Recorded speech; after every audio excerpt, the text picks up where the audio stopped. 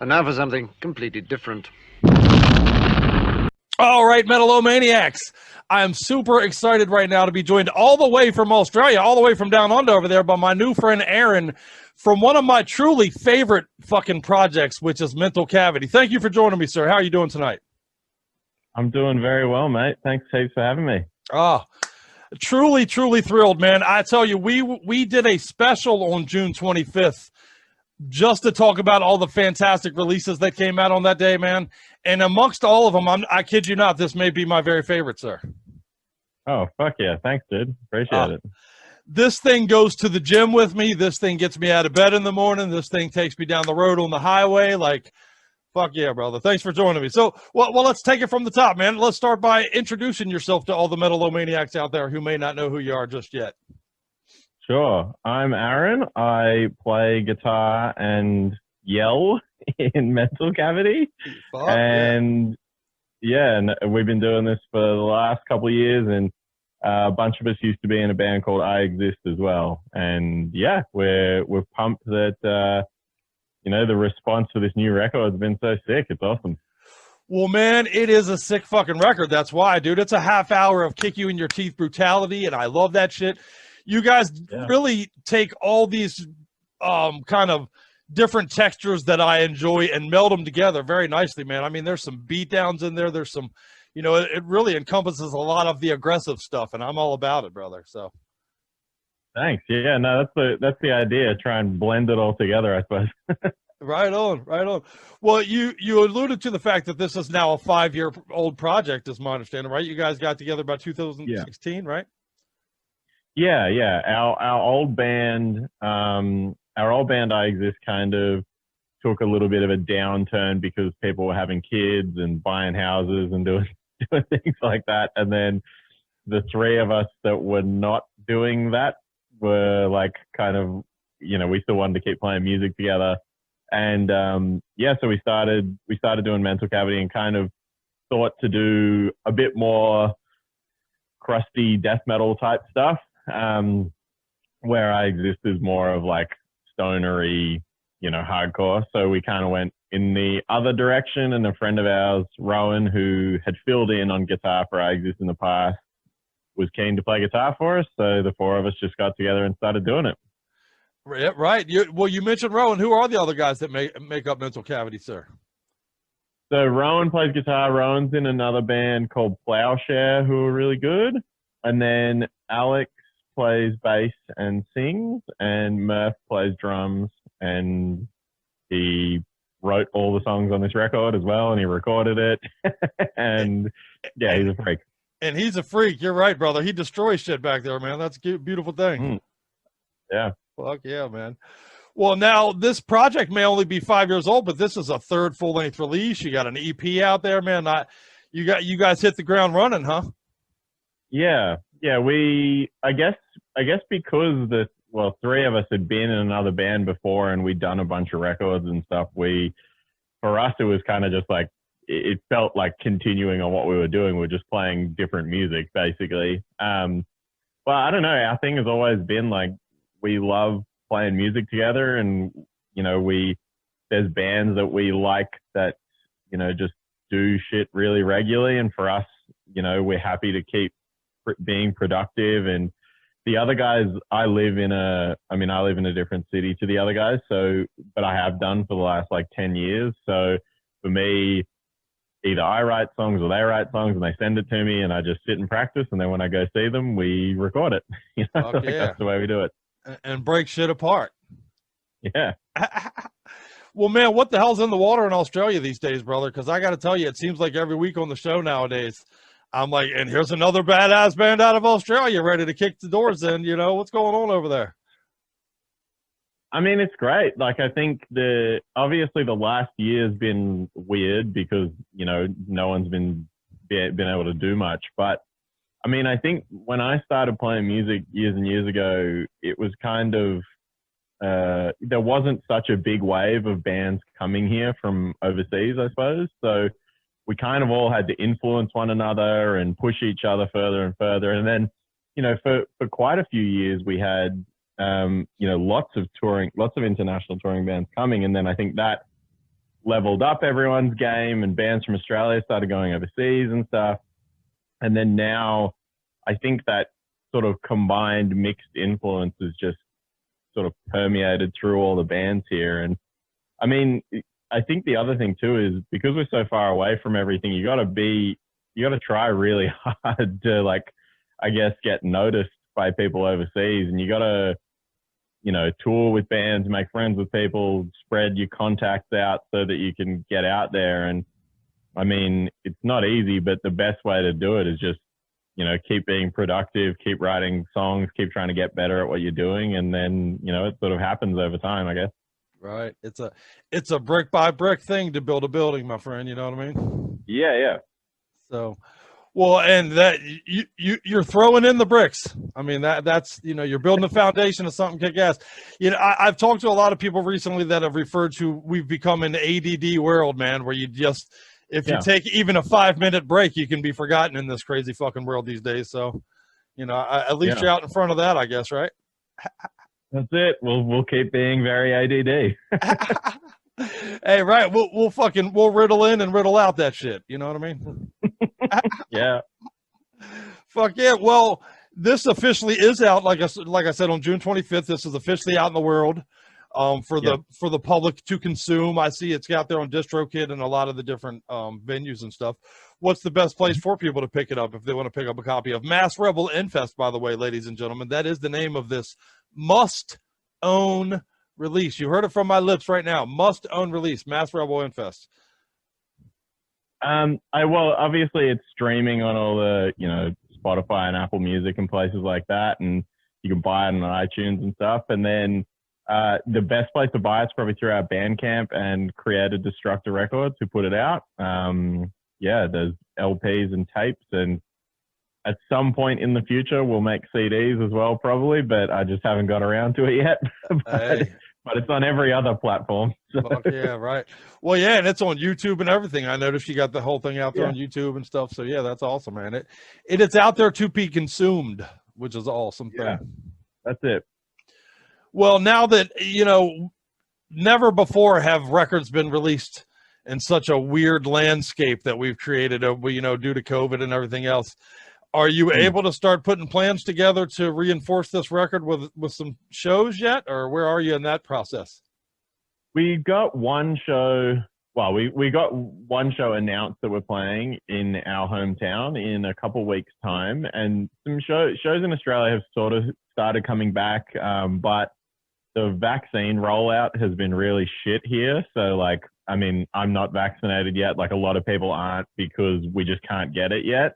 So the country keeps going into lockdowns, basically. So it's made it pretty difficult to try and book things. But we haven't played a show yet, but I've played some shows with other bands and stuff. So it's sort of starting to come back. It's just, it'll obviously be able to be more regular once we can get vaccinated and we stop having to get locked down. But we got plans. Like we've got some other stuff booked, you know, as the year goes on. So we're excited to do it. But yeah, I mean, the big thing for us is like you said, we need to get out there and play the songs so that people can see them. You know? Well, so that's the best part about being a band. Right. Absolutely. And not only so people can see them, but I'll tell you what, I've been listening to the Mass Rebel Infest over and over and over again. And repeatedly my brain tells me this shit needs a stage, brother. I mean, I want to I'm moshing around the living room, so I can't imagine getting into a club with thousands of people, man, in front, you know. When Downtrodden gets going, I'm breaking shit around here, brother. I love that. Love it. So it screams for a live show, man. It needs it. You know, that's very necessary. Yeah, well, that's like, I mean, that's the whole reason I play music, is to play it in front of people. Like, I mean, I play the music we record and the music we write. Like, I've pretty open in the past about, like, you know, I do it because I like it, but, you know, you don't play music and you don't do things for attention if you don't want attention. So that's right, bro. I clearly I feed off people yelling at me, so I gotta do it. Art is not to be made in a vacuum, my friend, and that's for sure. Yeah, exactly. That's for sure. You know, and I like we tell people out here every week, the more you support your art, the more you get of it too. So Yeah. Well, that's it. And I mean, I think that's kind of why we did the record like this too, because we had the stuff written, and then, you know, the lockdown started happening here. And I mean, the reality for us was like, well, what are we going to do? We're just going to wait forever, or we may as well just do it. So that's why we recorded it ourselves and got our friend Taylor to mix it for us and stuff. Like we just figured we would just try and do it the best we could, and it turned out great. So yeah, we're stoked. Oh, phenomenal. Yeah. Well, when you put this project together, you talked a little bit about the fact that you changed your style and your approach, but was it like, man, we're just going to punish people from this? This is just we're going to give people a mental cavity from this shit. Well, yeah, I mean, yeah, kind of like the idea, like the band name and like the themes and everything from the band are kind of like, I mean, my way of, you know, voicing my frustration. So like, if the music can represent that, then it's doing a good, you know, service to the band name, basically. Fuck yeah. I got a buddy who refers to metal as the soundtrack for frustration and or anger. What do you say to that? Yeah, absolutely. Well, otherwise I would probably, you know, not be working the job that I work if I didn't have this. So. Right. Fuck yeah, man. So goddamn true, brother. Metalheads, I've always said our brains work and we're angry, so we need music that goes along with it, you know? Yeah, absolutely. Like, we're smart people, we know what we're doing, but we need this to get it out there, you know? Right. I would say it's a healthy way to do it. It's better than, you know, some other alternatives I could think of. So yeah, for sure. Well, it definitely has, you know, put me in a better stead than, you know, what I'd be doing if I wasn't doing this. Oh, well, then that brings me to the big question. What have you done the last year to survive this crazy bullshit, man? How fucked is this? Yeah, I mean, well, at this, you know, thankfully I work a job where I can work from home. So, you know, nice. I was fortunate to not lose my job, which is good. But I mean, for me, really, I spent a lot of time, well, I mean, you know, we started recording this. So the first part of the lockdown was like me figuring out how to record vocals at home and become good at that. So that took a little while. Yes, sir. And because I was completely separate to the other guys, it was like a bit of back and forth on what sounded good or what didn't sound good. And, you know, so that was like, that took up quite a lot of time, and that kept me, I guess, pretty active in that. And then beyond that, you know, it was just like all the little intricate things. Like, I love, you know, getting the artwork together and, you know, working out the mixing. And then, you know, Creative Destructor were really, you know, keen to put it out. So it was, you know, developing a relationship with them and starting to work out what that process would look like and stuff. So it's all been really cool and, you know, quite surprising because, you know, typically or historically when we've had records come out and stuff like that, it comes out after you've, like, you know, hung out with someone or you've toured with them or you met someone or whatever. And I guess it kind of just works that Taylor, who mixed it, I've known for a long time, and he just said to me, he's like, can I send this to some of my friends? And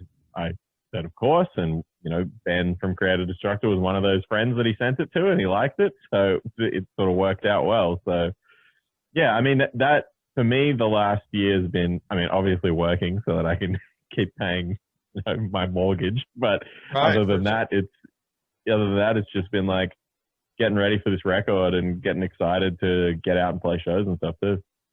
Well, and learning some new skills. I mean, hey, necessity is the mother of invention, as they say, and you are forced to adapt, basically. And, you know, honestly, you come out the other side of the window more capable as the result of it in a lot of ways. So that's always kind of a bonus, I guess. Yeah, well, I mean, the big thing now for us is, like, we know how to do a lot of this stuff now. Like, I mean, we didn't, you know, historically we'd always paid and gone to studios and, you know, paid lots of money for producers and things like that, which is always good. Like, it's always worked out well. But the fact that we could do this ourselves and we figured out a way to make it sound good, and I think all that suggests for us now is, like, moving forward, we can just keep doing that and make it better, you know? Fuck yeah, man. Well, better sounds scary because it's pretty goddamn good right now, my friend. Fuck yeah. Mass Rebel Infest, ladies and gentlemen. I'm telling you, Metal-O-Maniacs out there, you're doing yourselves a disservice if you haven't picked this up yet. It is an integral part of the soundtrack to my life here lately, I got to tell you. So, fuck yeah, I love that. Fucking love that, man. Well, I tell you, what do you say we play Downtrodden for everybody? I have kept this song in my back pocket specifically because I know you and I were going to talk, and I just can't wait to pummel people with this, man. We play this over and over and over again. I kid you not. We play it over and over and over again. Great. Let's do it.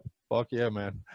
Well, Aaron, dude, I fucking appreciate the fuck out of you hanging out with us here at Metal-O-Mania. It means the world to us, sir. No worries. Thanks so much for having me. I really appreciate it. I really appreciate, everyone checking the record out and digging it so much too. It's fucking awesome. Oh, man, it is awesome. Metal-O-Maniacs out there, go and pick it up right now. Check out this record. And we're going to play Downtrodden for you right now. Another reason. If you're not convinced yet, you're about to be. Hell yeah. Fuck yeah. Thanks, Aaron. I appreciate it very much, sir. No worries, mate. Thanks heaps for having me. I really appreciate it. Hey, have a great one, sir. Talk to you again. You too. Cheers, man. Thank you. Bye. Later, brother. Hello, this is Aaron from Mental Cavity. You're watching Metal-O-Mania with the Crypt and Scully. Brutal.